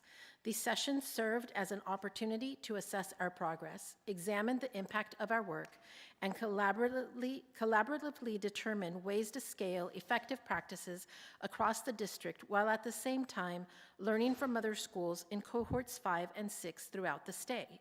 Although 4 of us were unable to continue the work with our parents, students, and community partners today due to the rescheduling of the board meeting, the work being done was valuable and the team was left in good hands. During the facilitated sessions, staff, students, and parent representatives reviewed the evolution of our CEI involvement and the learning that has guided our approach to engagement. The team discussed shifts we have observed in communication, partnership building, and shared decision-making. By revisiting our original problem of practice, chronic absenteeism, we were able to evaluate where meaningful improvements have occurred and where continued focus is needed. A significant portion of the work centered on identifying how successful CEI-aligned strategies might be expanded district-wide. The team explored the following guiding question: how might we scale the effective and culturally responsive practices we have developed so they become embedded across all schools? Conversations highlighted promising practice, including student voice structures, parent partnership models, and culturally grounded engagement strategies that could be adapted and implemented more broadly to strengthen relationships and outcomes across the system. This work marks the beginning of a more intentional scaling effort that will continue into the coming months. A noteworthy and meaningful aspect of this CEI cycle was the participation of two fathers who joined alongside their daughters, serving as our student CEI representatives. Their active involvement, encouragement, and presence enriched the collaborative environment and modeled the power of paternal engagement in educational spaces. These fathers not only supported their daughters, but inspired the team to reflect on broader questions of access and empowerment. How might we create more opportunities for paternal figures to take on leadership roles and engage meaningfully in the educational journey of their children? Their contributions have sparked the early development of ideas to intentionally strengthen paternal involvement as part of our larger engagement strategy. Our next steps will be to continue to refine our problem of practice to align with new learning and district needs, develop a structured framework for scaling CEI-aligned practices district-wide, and begin exploring targeted initiatives designed to increase engagement among paternal caregivers and father figures. Our last statewide in-person session will take place at the end of April. Our CEI team will present to you in June and summarize the work completed throughout this 2-year journey. Thank you. Thank you. Moving on now to the consent agenda. All matters under the consent agenda are considered by the Board of Trustees to be routine and will be acted in one action. There usually is no discussion on these items prior to the time the Board of Trustees votes on the motion, unless members of the board request specific items to be discussed or deleted from the consent agenda. This is an action item. If I could get a motion, please. I'll move that the board approve the consent agenda as presented. I'll second. All right, I have a first and second. Is there any discussions or comments, questions? Hearing none. Student representatives are not here. Board members, Mr. Carlampio is currently absent. Mr. Christensen? Aye. Aye. Mr. Haskell is not present. Mr. Jones says aye. Mr. Dante? Aye. Aye. That approves 3-0. Organizational matters. This is the appropriate place in the agenda for members of the board to request the superintendent to provide further information regarding items discussed at this meeting and or request that new items of business be placed on future agendas. Do we have any organizational matters? I have a couple. I'm trying to make these quick for you, but I've requested the raw data from the surveys from the teachers that I received back in the, I want to say it was January or so. Can I also request I realize there's not a lot of input that was put, but the student and parent raw data for those surveys? Absolutely. Thank you. With that being said, are we, or can we anticipate a new survey that is more outlined, as the speaker said? Even on the board, I had to kind of find the survey. It was under numerous topics. But can we do another survey for the trimester system, at least for parents and students, that is more representative of the community, more publicized in numerous emails, whether it's a few times a week, notice that it's important, and identify it as trimester system survey request, or tell us your feelings about the survey, something that identifies so parents and students both recognize it as exactly what it's for. It could be the same survey if that is the case to expedite, but at least kind of mass populate to the community so that we get a better representation?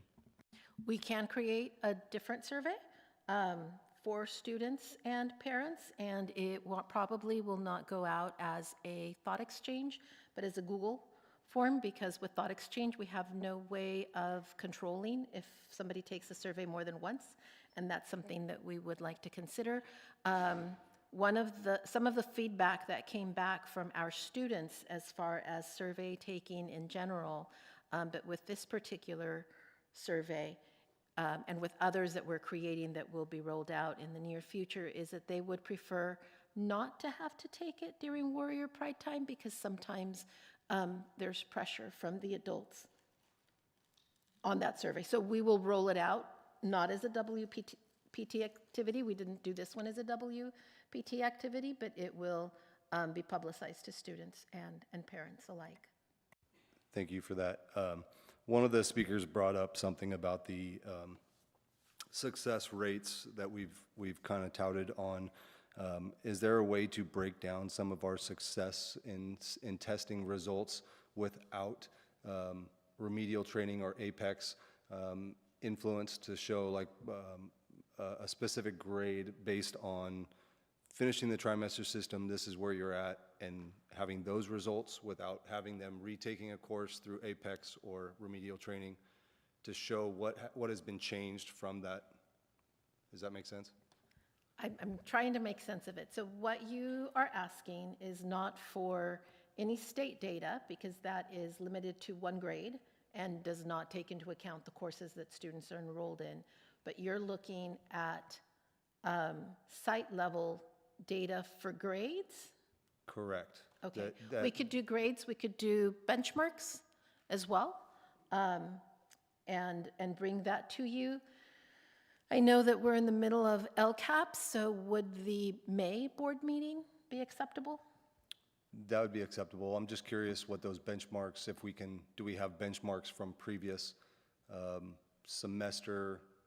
I know it's apples to oranges a little bit, but I'm just curious what the success rate and what the grades, and I understand, and I'll go into it further. Teachers are grading things differently. They're in the trimester, they're limited on times. 12 weeks goes quick, and you hear from the teachers that are speaking, the students that are speaking. As an organizational matter, I personally would like to find out a new system for our schedule. I came onto the board 3 years ago, and it was already in the works. It was, Diane Summers the previous board had already pushed for the trimester system. There was The previous board did not push for the trimester. Okay. The trimester system was already established and moving forward prior to me coming on the board. I have not heard a lot of great things about the trimester system from many of the teachers I've spoken to, many of the parents, many of the students. I think there is a time and a place for the trimester system, and I'm not sure our small school district is successful with it. I would like to see, I don't know if Mara's still here, but having teacher input, have Scott or Dan or specific teachers incorporate with a possibility of a new schedule. So what you are suggesting is possibly another change, and I know that's something that I have heard repeatedly from board members, from our staff, is, we keep changing. And there was a time of a lot of change, because I believe 4 years ago, 6 years ago, I don't know, March 13th of 2020, we shut down schools. We're at March 13th again.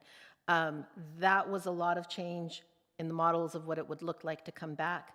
During that time, we were working on shifting to trimester. We took a year to discuss and evaluate different models. We then took a year to provide staff the resources and the time to redo their curriculum maps, because yes, the timing was different. And then we've had 3 years of implementation.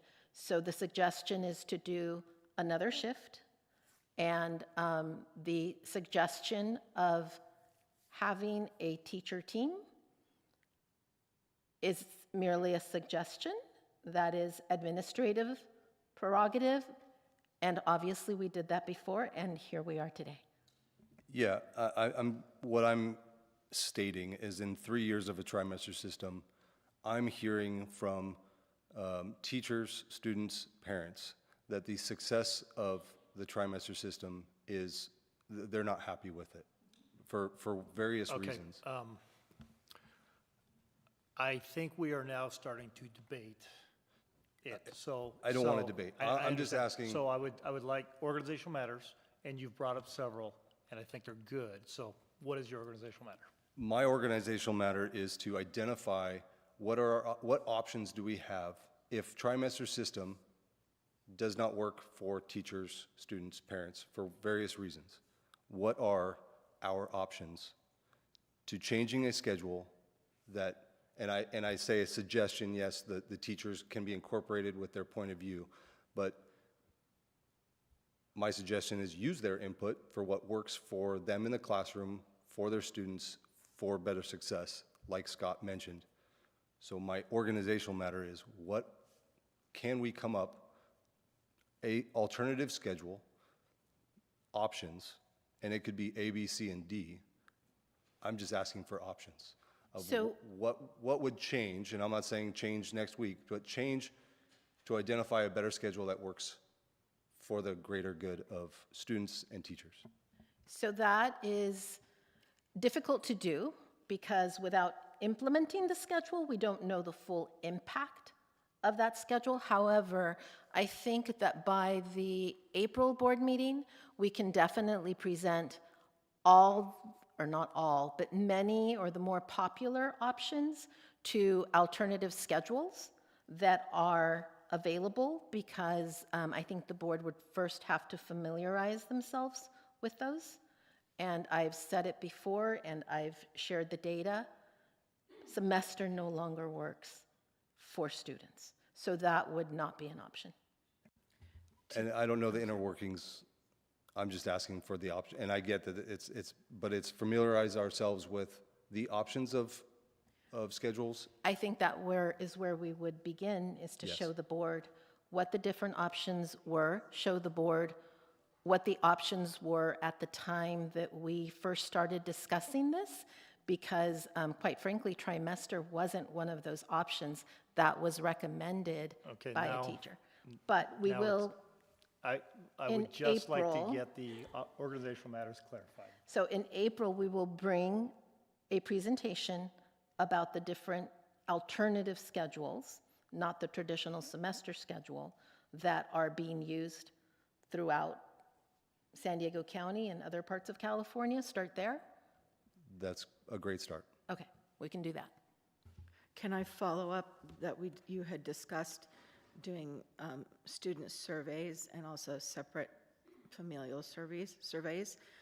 Perhaps it's time to do a different teacher survey, since we've had 3 years of implementing this, as well as part of that piece.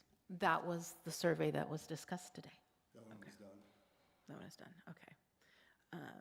All right. And just to kind of piggyback, I want the trimester system to work. I think a lot of time and effort has gone into changing it and making it work, and there is a lot of benefit.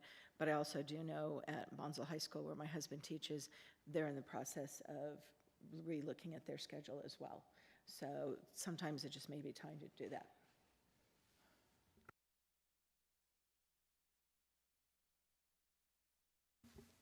Any other organizational matters?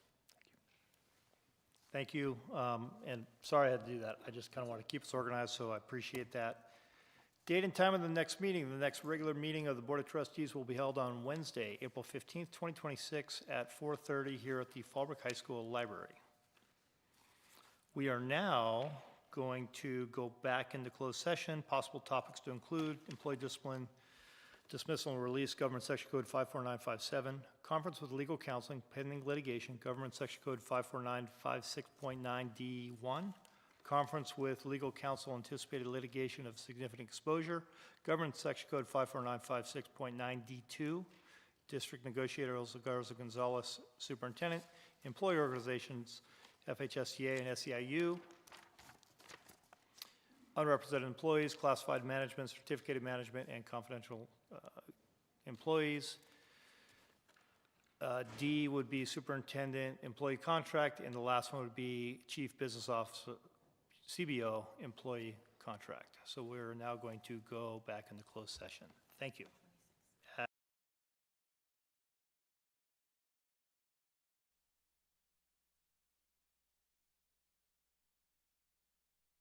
Yeah, sorry, request for clarification on next board meeting time, is that correct? Yeah, so the next board meeting starts, it's on April 15th, 2026 at 4:30, and we start with closed session, and then generally, I want to say 5:30 is regular session, though sometimes that has to be adjusted. Yes, the latest that closed session would begin would be 5:45. I'm sorry, that open session would begin would be 5:45.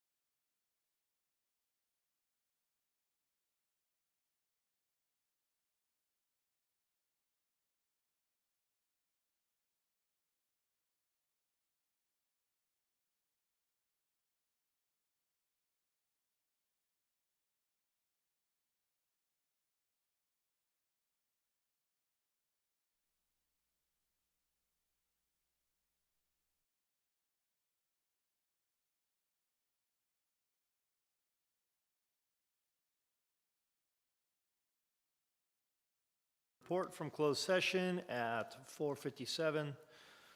All of these are nothing to report. Public employee discipline, dismissal, and release, Government Section Code 54957, nothing to report.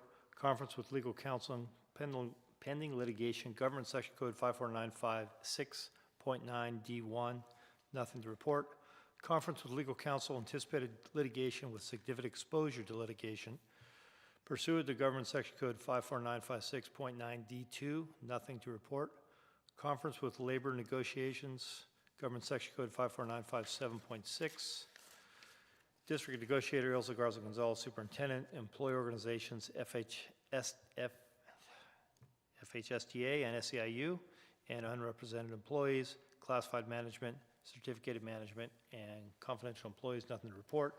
Superintendent, employment contract, nothing to report, and chief business officer contract, nothing to report.